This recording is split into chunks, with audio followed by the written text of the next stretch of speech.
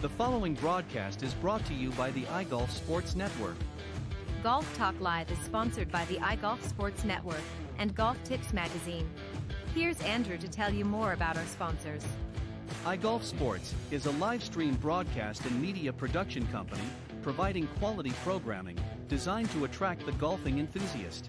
And Golf Tips, the game's most in-depth instruction magazine, including reviews on the latest equipment, tips from top teaching professionals, all designed to help you improve from tee to green.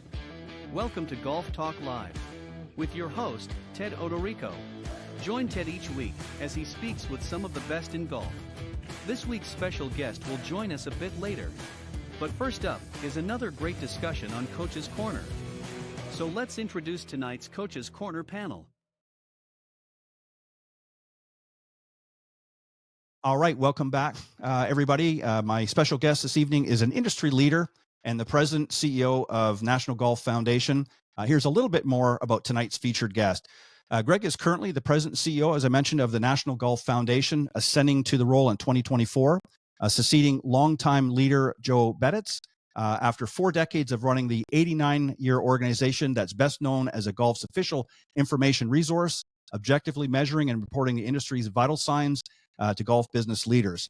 Before becoming the CEO, Nathan was the chief business officer for the NGF for 17 years. And before that, he was with Golf Magazine, Golf.com, and the Sports Illustrated, Golf Group as director of client marketing. Before his career in the golf industry, Nathan worked in the advertising business in New York for a decade, developing brand strategy and promoting advertising for brands such as Chase, MasterCard, UPS, Bear Stearns, and many, many others. Greg, welcome to Golf Talk Live. I appreciate you joining me tonight. Thanks, Ted. Delighted to be with you. All right, I appreciate it. So what I wanted to do very quickly, I mean, I'm very familiar with NGF. Obviously, you've been there for many years.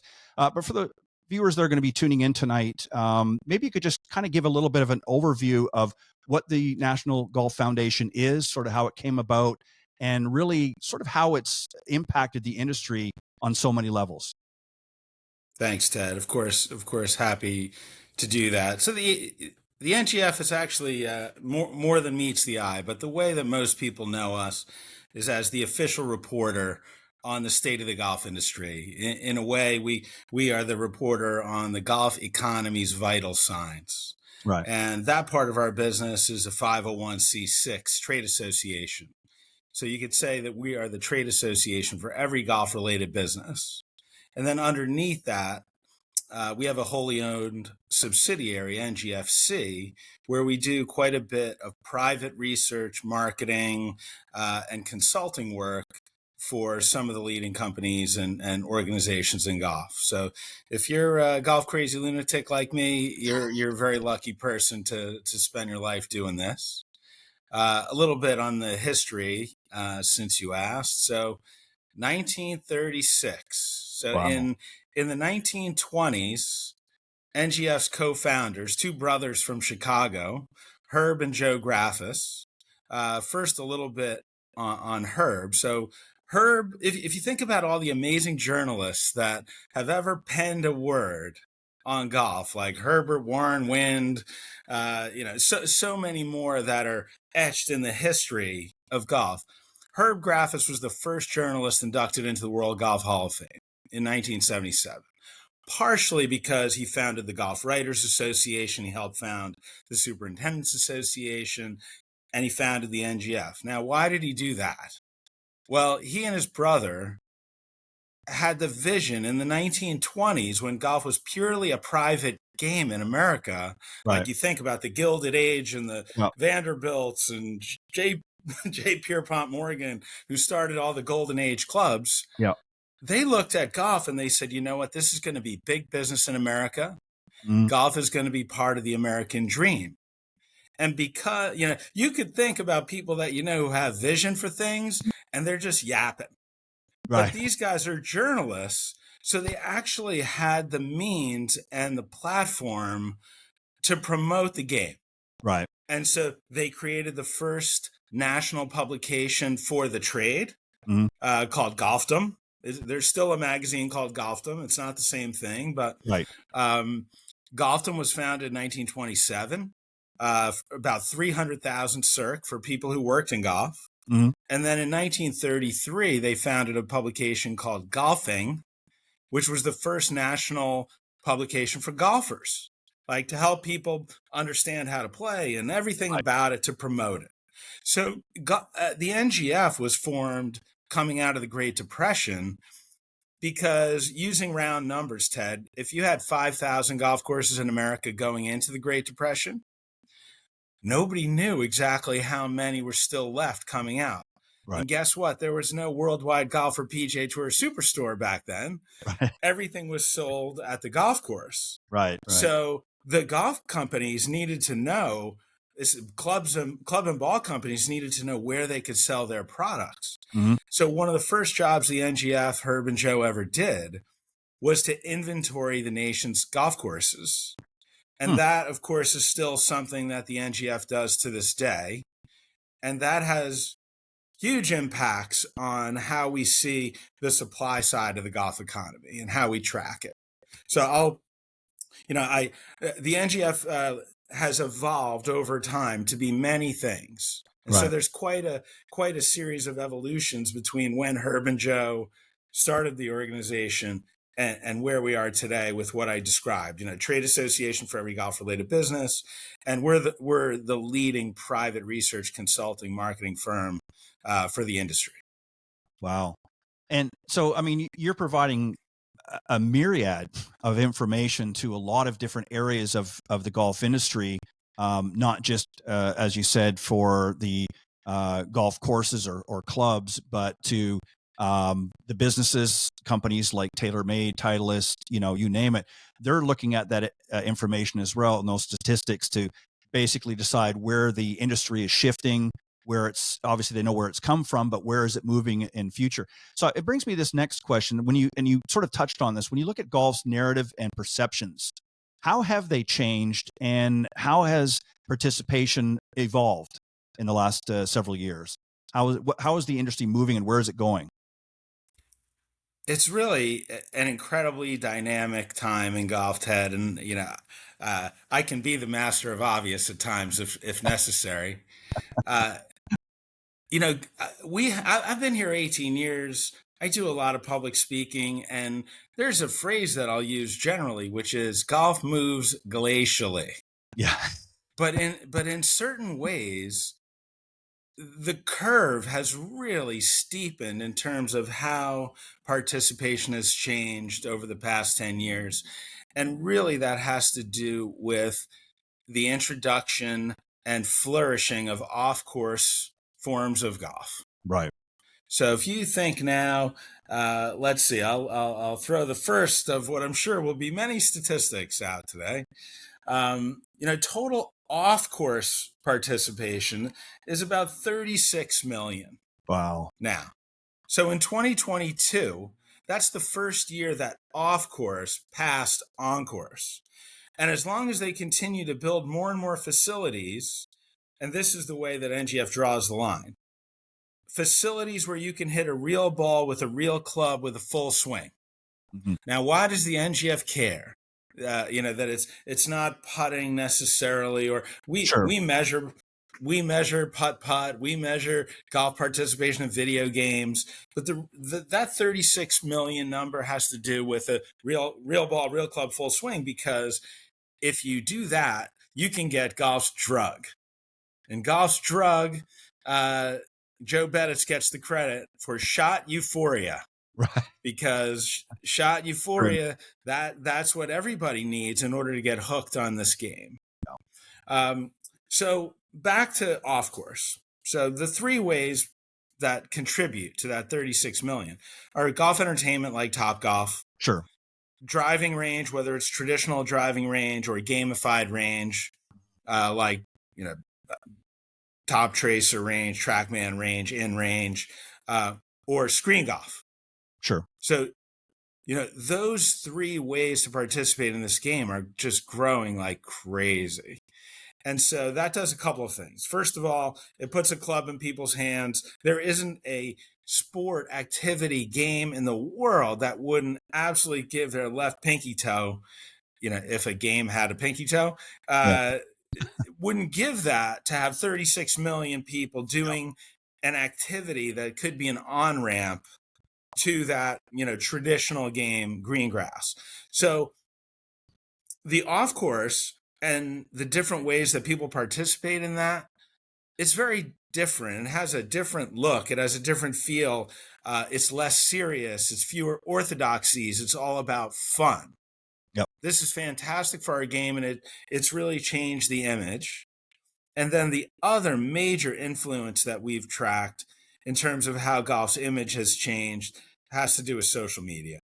Yep. And, one only needs to look at a handful of golf-related accounts on Instagram to see, wow, that doesn't look like the Players' Championship that I just watched over the weekend. Right. There's more people in that social media golf sphere that look like me. Yes. That prefer to dress like me, that maybe aren't such great golfers, but have something to say or have a particular angle. So the combination of off course and social have really made golf much more approachable. Yeah. And, green grass still has a long way to go in terms of being more accommodating and less intimidating for novices and women and people of color. Golf does not, Ted, have a top of funnel problem. Okay. There's plenty of people, we study it. I'll spare the statistics for the moment. But let's just say there's over 20 million people in America who do not play green grass golf. Yeah. Who give the number one answer to how interested are you in playing golf on a golf course now?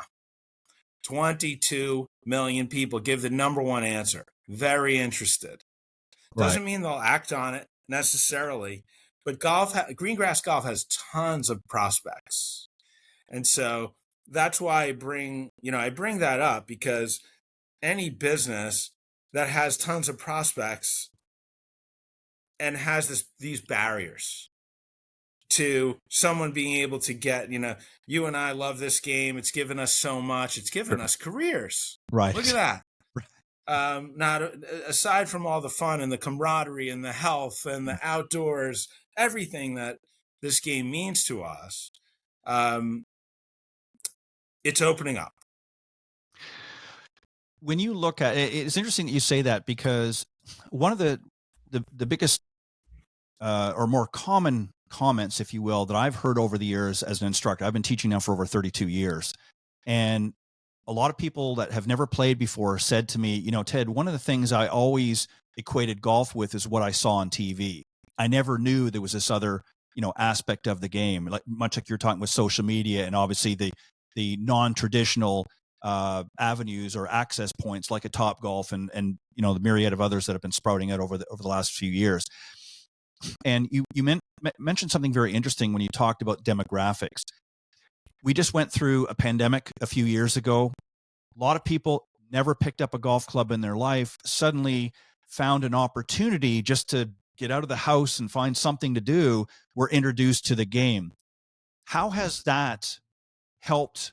Obviously, it's helped the game, boosting up sales and revenues and things like that. But has that also helped tremendously to open up a whole different level of play that maybe was not there before? And if so, how has it impacted as we look, a couple of years after the pandemic? How has it sort of resonated 2 or 3 years after? Sure. So the pandemic has been an amazing catalyst for a lot of the growth that we're seeing. Sure.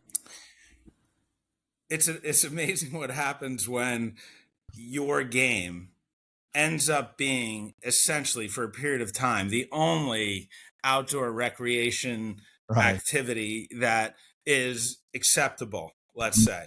And it's acceptable for a lot of great reasons. I mean, people were stir crazy, in desperate need of human contact. Maybe not touching, but human contact. So the pandemic reminded people all the intrinsic, wonderful values of this game that we love. Right. A lot of the things that I just rattled off a minute ago: outdoors, health, competitiveness, therapy, socially, it's safe. And Yeah. so the pandemic created a situation where a number of people, let's say there are tens of millions of lapsed golfers out there who, when golf was the only game in town, were reminded, hey, I'm going to go out and play. And they were reminded how great golf is for any time. Yeah. But pandemic time, was very particular. Now, the pandemic does not deserve credit No. for where we are today. We've seen multiple times in history where a lot of infrequent, less committed players came into the game. Mhm. There's a whole Tiger bubble that we tracked, Sure. in late 1990s, early 2000s. Mhm. And when the recession came in 2007, 2008, a lot of those less frequent, less committed players, they left the game. They had to. Supporting their families is going to be more important. Of course. Yeah. But today, we have an entirely different dynamic relative to the stickiness of golf and the image of the game. And you see tee sheets are more full probably than they've ever been. Golf course financial health is probably higher than it's ever been. And that's because people are enjoying the activity. Yeah. And the pandemic doesn't get credit for that. It's a credit as a catalyst is what I would say. And then golf has ridden this wave since then. And in many ways, it's a confluence of a lot of the things we've already talked about. Do you also think that when you look at, I mean, you see the statistics all the time. Do you see, I remember a few years ago, you guys come out, and I don't, I'm going from memory here, but there was a huge uptick in particularly young women coming into the game. Some of that is obviously with the sort of spurt growth, if you will, with the LPGA, and then ultimately some of the feeder tours, Epson and so on, others drawing more of a youthful. But are you still seeing that? In fact, I think at one time you guys reported that was the biggest increase, that demographic more, and that didn't mean that it was the biggest number of players overall, but that was the biggest growth spurt for a number of. Are you still seeing that trend, or is it sort of leveled off, or where is it happening now? Where does it fit in now? We're still seeing it, Ted. I just I'm looking at a figure right here so juniors or youth golfers, which definition wise is age 6 to 17 in NGF definition. Players of that age, and I'm talking about green grass, are up 48% since 2019. Since the pre-pandemic year, 2019. So it's still pretty substantial. But just, there's always going to be volatility in national research from year to year. But there's a number of things that we're looking at right now that are big green arrows. Yeah. Big green arrows pointing up. And that's a big one. 48% up That's in huge. juniors since 2019. And that's one of the fun things about being at the NGF right now, Ted, is we're very popular. Yeah. The news isn't always good. And, Right. Look, the business leaders in golf who rely upon what we do, they want the unvarnished truth. They got to run a business. Right. There's organizations in the sport that don't rely on recreational golf for their revenues. Of course, they want the news on golf to always be good. Of course. Okay? But and while we are very involved and have wonderful partnerships with those who deliver the fantastic professional and elite competitive product, we're very focused on the recreational game. And the professional game and what people see on TV definitely has a positive influence. But when I look down the list of the numbers that we look at, I mean, there's just so many green arrows pointing up right now that we don't really see anything other than a geopolitical event, a recession, those things we can't control, and they will affect every form of recreation, every way that we spend money. So, we like to say, Ted, we don't have all the answers, but we do have almost all the questions. And the question that we get all the time is, okay, is this sustainable? And so the answer, the data shows us that it is. You never know what can derail it, but the same way that I said golf changes glacially, generally it would change glacially going both ways. Right. Let me ask you, as you look at the golf industry as an industry, how big is, I mean, you've thrown out some numbers, 36 million, but as you compare it to other industries, how big is golf? How do you compare it to other industries? So we executed the National Economic Impact Study for the American Golf Industry Coalition back in 2022, and it's $102 billion. Wow. Now, in the publication, in that publication, it mentions a couple of industries for comparison purposes, like the global running shoe market. And by the way, that 102 billion is only US. Right. Okay, the global running shoe market is about 48 billion. And just coming on to this program, ski and snowboard is about 6 billion. Yeah. Tennis is between 5 and 6 billion. It just shows this amazing breadth, how wide and deep golf goes. And that's one of the most interesting things about my job and what we do, Ted, is that we're the only organization in golf that serves every vertical.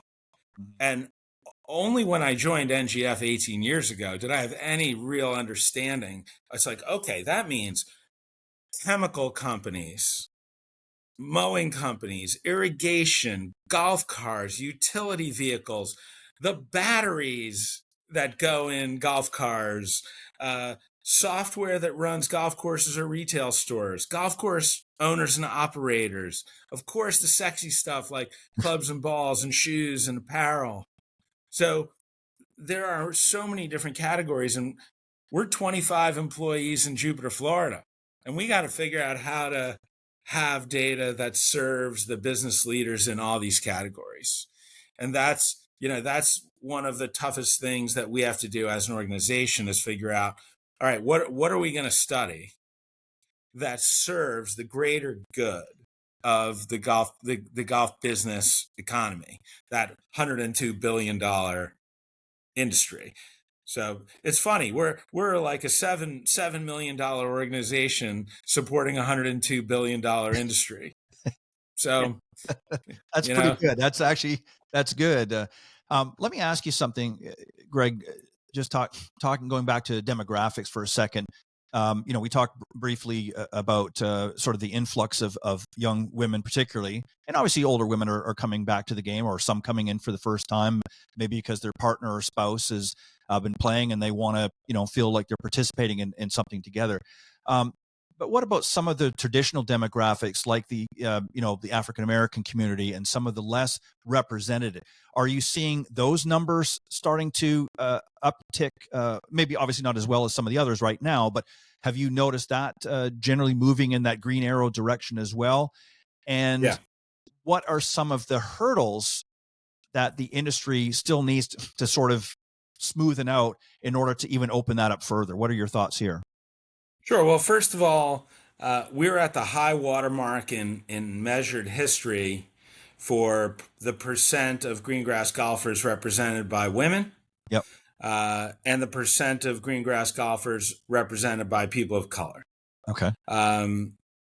They're both up in like the high 20s now. I can pull that up, but it's really great to see the high watermark. So I think right now we're at 25% of all greengrass golfers, non-white, and 28% female. And that's up from 21% around 1990. So there really are some quality numbers from different demographics right now. Hmm. Now we're seeing back? obviously. Yeah, we are. Yeah, you cut out there for just a second, but I think we're good now. So when we're talking about courses, particular, not necessarily private clubs, but courses in particular, have you noticed, again, based on the information that you're able to put out through the industry, have you seen them starting to pivot in a different direction? Let's forget the Topgolf. Let's forget the non-traditional opportunities that are out there now. Are you seeing them having to pivot or change in order to meet this new climate of golfers coming in? What are some of the changes that you've noticed through the industry? I mean, the biggest change that the green grass owners and operators have had to deal with is the double-edged sword, which is tee sheets are at a higher level of capacity. Last time we measured, public golf courses in America were, when we asked them basically we measured what percent are at or near capacity. And capacity, like a hotel, doesn't mean 100% full. It means at a level where your product can be still delivered in a quality way. So public golf courses, about 55 to 60% are at or near capacity. And in the case of private, we're in the 75, 77 range. So that's the number one adjustment. Okay. Sure. It's just dealing with the balance of supply and demand, which in their case means, those who operate golf courses are under more stress. Sure. Than they usually are, but they're making more money. They're more financially healthy, which allows them to to hire more people ideally, or pay, the rising wages that folks have had to. It's very competitive out there. You need not look further than like the food service industry and waiters and waitresses, etc. But the fact that golf courses are financially healthy means they can invest. They can invest in conditions. They can invest in people. They can invest in equipment. And that's very helpful for the industry at large. If you think about all those segments. Yep. Look, nothing happens in recreational golf unless someone pays a greens fee. Right. Someone's got to show up. Someone's got to show up and pay a greens fee. And then secondarily to the consumer support of rounds played and greens fees paid is, okay, what can the golf course do with that money? Now, I joke when I stand on stage talking to groups of owners and operators, I say, you know what, when you all wake up in the morning and you look in the mirror, you are very smart and very handsome. Or very beautiful, right? Because business is booming. It's been booming, but that does obscure certain things that golf, of course, needs to improve. And I hate to sound like a broken record because I do talk about this all the time, but you will hear, Ted, you have heard, what are those three things that everybody says holds green grass golf back from growing? It takes too long, it costs too much, and it's too hard. Yeah. Well, I'm here to tell you that even though those things are real, those are not the real reasons. The number one reason that golf doesn't grow when we're in that situation is fear of embarrassment. It's intimidation. It's the feeling of discomfort. Because golf can be a difficult environment for a novice or a woman or a person of color. Yeah. And so this is the time when business is good, that course owners and operators who do an amazing job, but they know it too, that they could do more to understand, to reflect that they're in the hospitality business at a higher level. Sure. And golf has a tendency of becoming transactional. And how many times, Ted, have you had people on the show that said golf's a relationship business? A lot. But yet at the golf course level or the golf retail level, it's a people business. Mm-hmm. And if you walk into a golf shop, or if at a golf course or anywhere else, you walk in and they're going to say, can I help you with something? Mm-hmm. Are you looking for something? Right. What do you need? Right. Well, how about asking me about my game? Right. How about getting to know me a little bit so that you can, how am I going to take care of you? Right. And so there's still, sometimes I feel like I repeat myself a lot, but until the golf course becomes a really welcoming, a really welcoming place, I'll probably keep saying it. Because yeah, you've hit it right on the nail, right on the head, because I know particularly, I'll single out a lot of our female golfers. I've worked with a number over the years, and they said the number one fear for them is feeling embarrassed, because especially if they've never played before and it's their first time or the first, season out there, and they don't want to look foolish, number one, in front of everybody, and they want to, understand the game. And if they haven't been taught and it's not so much the playing the game, it's just understanding how the game works and what's the proper etiquette when when you come up to the golf. Do I just, do I set my bag on the curb, or do I take it somewhere? What do I do? What are the steps that I need to do? And of course, more and more great professionals from the LPGA teaching side of things are doing a great job in really unpacking that for them. One of the things that, I see as well is I think more and more courses have to really start, and this is going to lead into my next question, but have to really start reaching out into their communities. I know there's a lot of courses around, but for instance, a lot of municipalities are wanting to upgrade some of the municipal courses maybe. So there's a lot of renovations, that are currently being made, some that maybe need to be made. Are you able to help them in that process as well? How does the NGF partner with municipalities that want to maybe invest money into municipal course and make it more accessible to the general public as opposed to, other options? Do you guys work and partner with a lot of the municipalities in doing that? we do. We work with every type of golf course, every category. I think a lot of people, Ted, would be surprised to hear that we're at the high water mark in U.S. history for the number of municipal golf facilities. And they have a lot of the same situations that I just described with full tee sheets.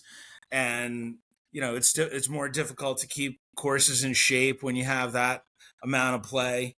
But there's definitely, there's a lot more positivity in communities around golf since the pandemic. And because look, a municipal golf course is often one of the only forms of recreation that they deliver to the community that makes money. Right. But there have been times, look, the park doesn't usually, make that much money. The jungle gym and right. the pool is going to make money from the passes. But there certainly have been times, Ted, where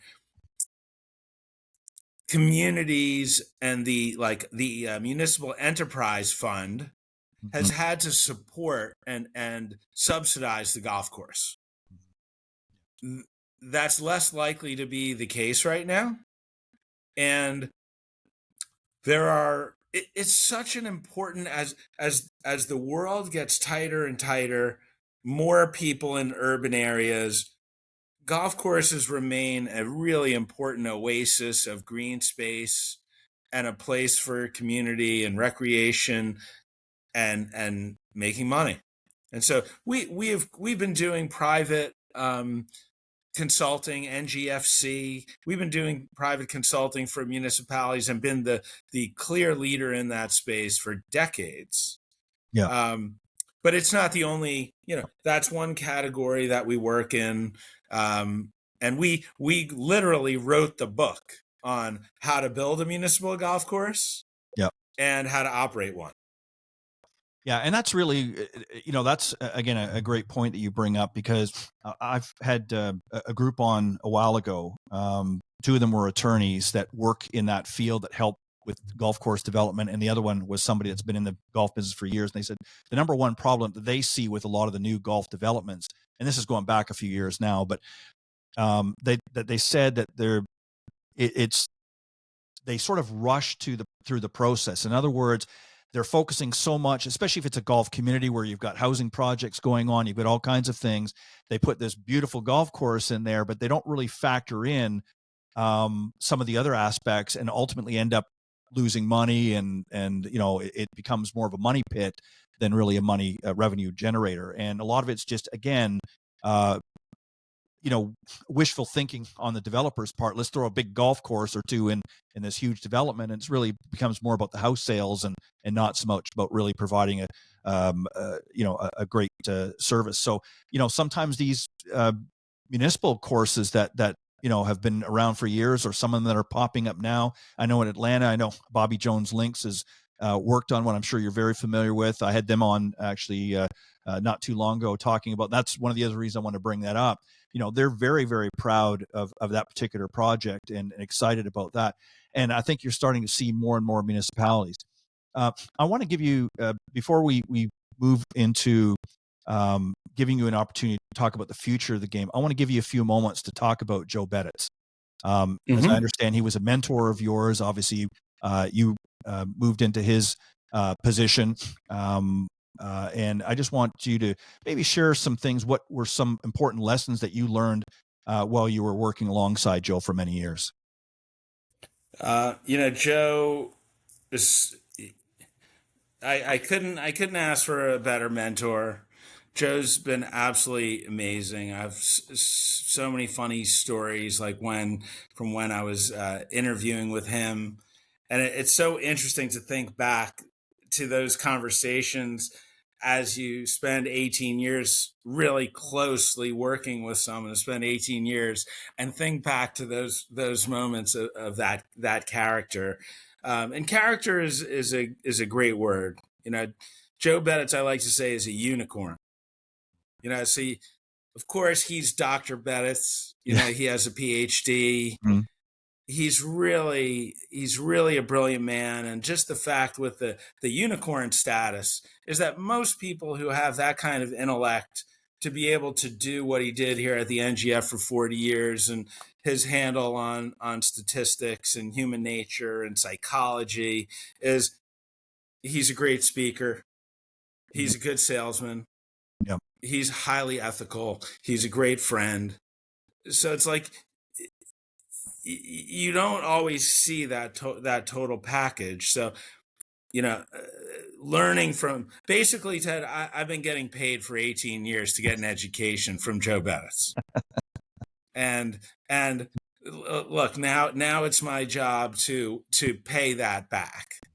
And leading this organization that's been around for 88 years, 89 years, which I've grown to love and respect the history of what we've done, and now I'm in a position to help shape what we do in the future. And what I love about the NGF's history is that we've really changed. And we've always changed based on what the industry needed most at a given time. Right. I mean, here's a quick funny story that really only the people who've spent time with us would know. Right. Is it in the 1940s, during World War II, most of the rubber in America, the rubber resources in America, they went to the war effort. So if golf was going to be played, there wasn't any rubber around to make new golf balls. So the NGF created a golf ball reconditioning program and worked with golf facilities and golf professionals so that people could bring in used golf balls and they'd be reconditioned and then go back into the market so people could play golf. That wouldn't be something that anyone would think that the NGF had ever did. It's just one example of, like, okay, this is what the industry needs. If golf is going to be played, we need rubber resources. Well, there's no rubber resources, so we're going to do this. That's incredible. So I don't expect that we're going to be in that scenario again. But that's the hallmark a few of the core values of the NGF is really that, it's not about us. It's about the business at large. It's about the individual businesses that we serve. It's their success before our own. Um, Credibility and trust are our greatest assets. And, if I have to spend every NGF dollar to protect that, then that's what I do. But fortunately, we're involved in a lot of things that help the industry at large and then help individual golf businesses. I do want to say something about that subject earlier, which was, about golf takes too long and costs too much and it's too hard. Right. So if you think about anybody who's listening to this and you and me, we prioritize things in our lives that are fun. Mm-hmm. We do it with money and we do it with time. And yes, this is friggin' hard, Yep. But that's part of the attractiveness and the appeal of golf. It's one of the reasons less than 10% of people play golf. It's Yep. because it's not for everybody. No.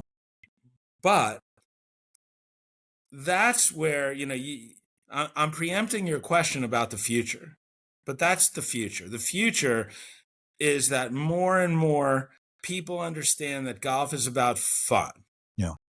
And if you want to tee the ball up in the middle of the fairway because it makes you more likely you're going to get shot euphoria, do it. You want to throw, you don't want to hit a bunker shot, throw it out. Yeah. It's a very small percentage of people who play for competition, Mm-hmm. and those who do, then that's what they should do. The same way that I'm not going to sit here and dictate or preach is a better word of what certain golf courses should do with their dress code or their orthodoxies.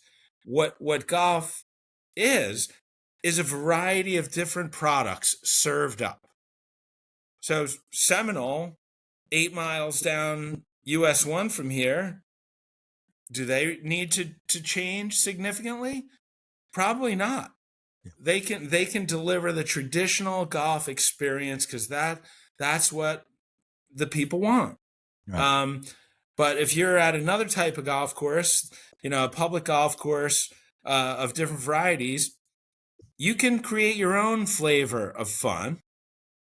And, this might surprise you that only about 16%, 17% of the 14,000 green grass golf facilities in America are run by a management company. Yeah. So the management companies, like the Course Co's out in California or the Troons or Kempers, Touchstones, etc. They do a terrific job. They help their clients. But across the board, everyone could be better because this is about fun. And that's what keeps people coming back. That's what puts smiles on people's faces. That's good for the business. Yeah. And that was something that I know through teaching over the years. There was a period of time, and don't get me wrong, I'm going to preface this as well. When we talk about things like technology and that, and I'm talking about technology in teaching, has been a great asset to many pros. But there was a period of time, I think, especially in the earlier days, when you had things like the TrackMan and all of these things coming out, where I think there was a lot of excitement. Everybody was jazzed up, and I think a lot of pros kind of got lost in the weeds with teaching. And what I mean by that is they were teaching more of the technology to the average golfer instead of using it as a resource to better help the golfers. And I'm not trying to be critical of that, but I think that was just we got excited. We got jazzed up. We were excited about all this technology. Look at the numbers. It's like a slot machine. The wheels are turning. What data can we churn out? But what happened was, from the golfer's perspective, it overcomplicated an already difficult game. And so a lot of people got out. And to go on to a point you said earlier about how there were a lot of golfers, prior to the pandemic that kind of shoved the golf aside. I'm a little bit older. Maybe I'm not going to play as much, or it's just too difficult. Decided, you know what? I got nothing else to do. I might as well. I've got my sticks in the garage. I'm going to go back out and start playing. So they got a second wind. And I think the golf industry, and you could certainly probably speak to this better than me, but from a statistical standpoint, but I think that the pros kind of got it. I think they realized that, again, the numbers are important, but at the same time, you're not teaching the numbers. You're teaching the student. And if you're looking down at a monitor all the time and you're not really making that contact with your student, they're just, having a conversation with themselves. And so I think that's where I see the future of the game is that F word, that fun. I think as golf becomes more fun with not just the traditional green grass environment, but all of these other aspects of golf, introducing people to the game, helping them aspire to whatever level they want to be, I think you're going to see more. You're going to see even more green arrows pointing up even further, I think. What are your thoughts there as you see the future of the game? I joke about this too, Ted. Most golfers suck. That's true. And it's a virtual guarantee. Right.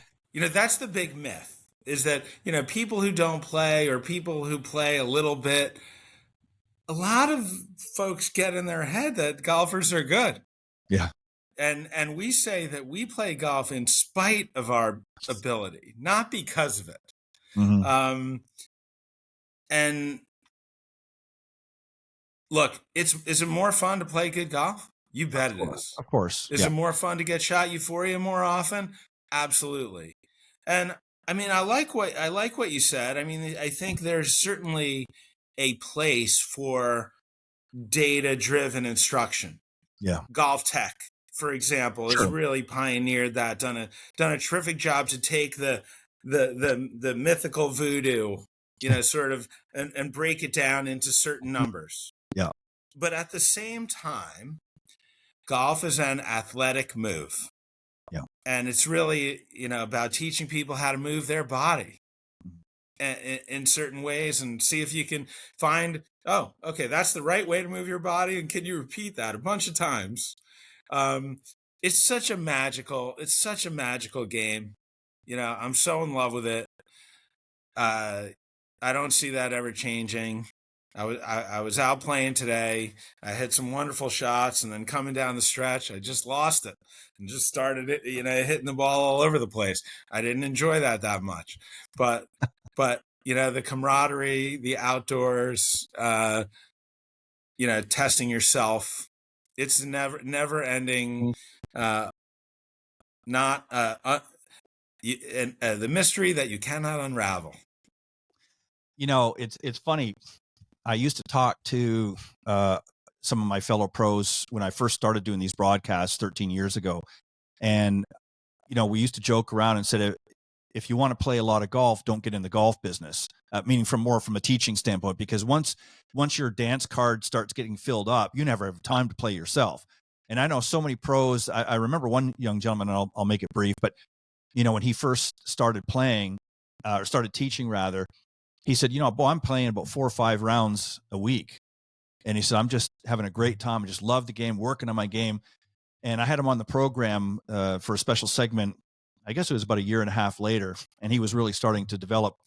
And so before we went on air, I said to him, how's your golf game? He said, it's just gone down the tubes. And I said, well, what's happening? He said, I'm so busy out in the teaching, on the lesson tee.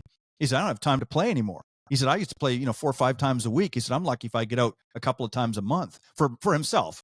And he said, practicing, forget about it.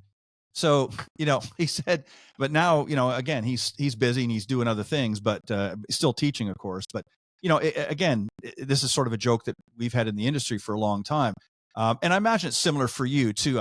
Obviously I'm sure you get to play a fair bit, but, you're busy doing your thing, and you're, crunching numbers, and you're out there communicating with people in the industry. And there's got to be moments when you're sitting there, boy, I'd just love to get out and knock the ball around a little bit, a little more often, let's say, than probably what you do. And I'm sure you get to play a fair bit, but I'm sure that's changed over the years as you've gotten busier in your job. Some final thoughts and words before I let you go. what would you like to close with? You know, the intrinsic values of the game are always gonna show through. You know, however many hundreds of years people have been playing, you got a $102 billion industry, but it still comes down to being an industry of people. This is a human analog game. Yeah. And thinking about the way certain things have been moving, and they move so fast, and the way AI is developing, and NGF is of course working on how can we help golf companies with AI. But this truly is a game of relationships.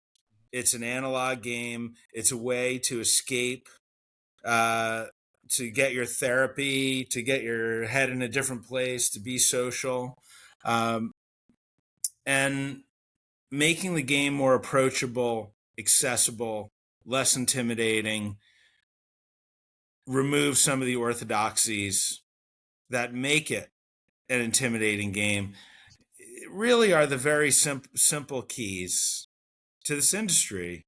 Like, we're in an incredible, generationally magnificent place right now, and we're always, just like the NGF is always thinking about how we can improve.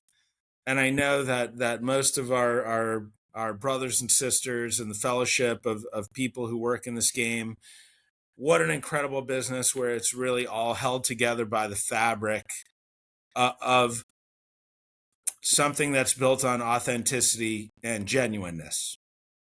Yeah. Well and said. and that's, that's the most attractive thing about this game. And let's keep our eye on that. That we remain authentic and genuine, and do things that are in the interest of the game and the business of golf. And I'm so fortunate to do what I do. And anybody who's out there who's related to involved with a golf related business, and I hope they would reach out to the NGF and know that we're a resource that exists for them. Of course, membership dollars is the way, the Sure. way that we're funded. And I'm so lucky to have so many of the biggest golf companies, down to a 9-holer in Iowa, Yeah. who help support what we do. And those who are aligned with what we do, we work to give them everything we have to help them be more successful.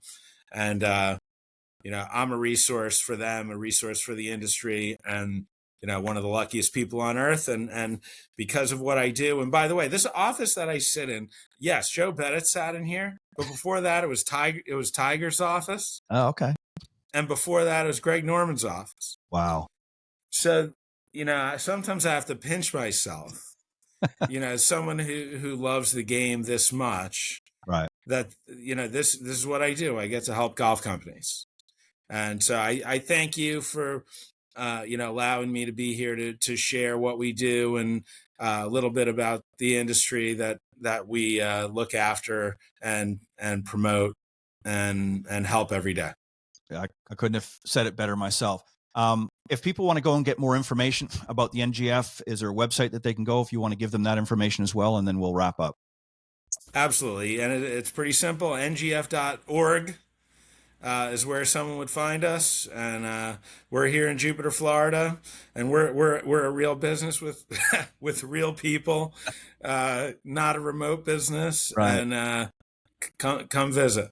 Sounds good.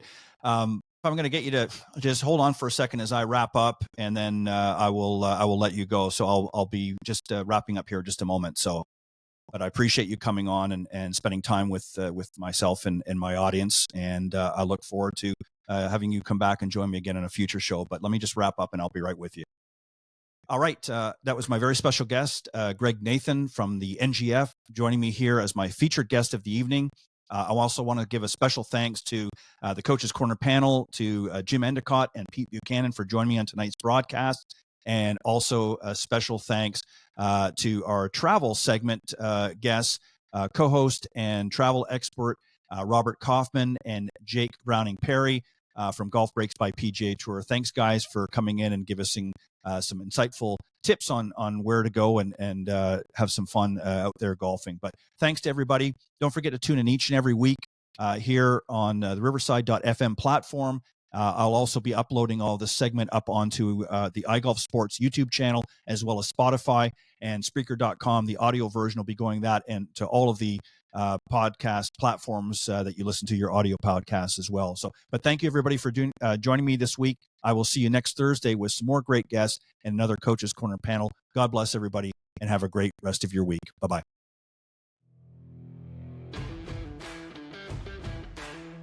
Thanks for joining us. We hope you enjoyed this week's broadcast of Golf Talk Live.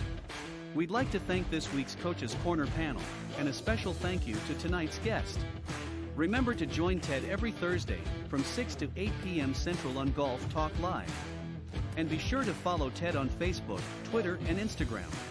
If you're interested in being a guest on Golf Talk Live, send Ted an email at ted.golftalklive@gmail.com. This has been a production of the iGolf Sports Network.